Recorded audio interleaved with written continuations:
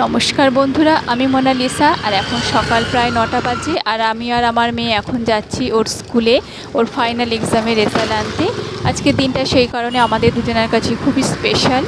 ও এমনিতেই স্কুলের রেজাল্ট ঘরেই আসে কুরিয়ারের মাধ্যমে, কিন্তু এবার যেহেতু ও ক্লাস 8-এ আছে তাই, আর এটাই এই স্কুলে ওর লাস্ট ইয়ার, ওই জন্য এবার আমরা নিজেরাই এসেছি অফিস থেকে রেজাল্ট নিতে। স্কুলে দুটো মাধ্যম আছে, একটা গুজরাটি মাধ্যম আর একটা ইংরেজি মাধ্যম। গুজরাটি মাধ্যমটা ক্লাস 10 পর্যন্ত আর ইংরেজি মাধ্যমটা ক্লাস 8 পর্যন্ত। আমার মেয়ে যেহেতু ইংরেজি মাধ্যমে পড়াশোনা করে তাই এটাই ওর লাস্ট ইয়ার।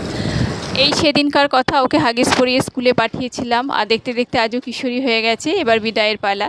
যাই হোক, স্কুলে চলে এসেছি আর এই হচ্ছে অফিস ঘর। এখান থেকে আমরা রেজাল্ট কালেক্ট করছি প্রিন্সিপাল ম্যামের কাছ থেকে। আর এখন প্রায় 10টা বাজে, আমরা বাড়িতে চলে এসেছি আর ব্রেকফাস্ট করে নিচ্ছি, কারণ ব্রেকফাস্ট না করেই আমরা বেরিয়েছিলাম। আনারসের জ্যাম অনলাইন থেকে নিয়েছিলাম, সেটা দিয়ে একটু বিস্কুট খেয়ে নিচ্ছি আর একটু ফল নিয়েছি।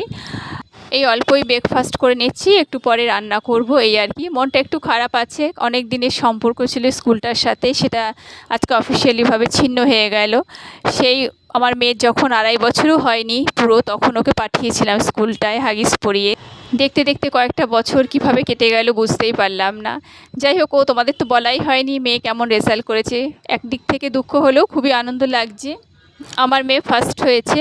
ও প্রথম থেকেই ফার্স্ট হতো না, মোটামুটি ভালোই রেজাল্ট করতো, কিন্তু 2 বছর ধরেও প্রথম হচ্ছে। যাই হোক, অনেকটা ইমপ্রুভ করেছে সবার আশীর্বাদে।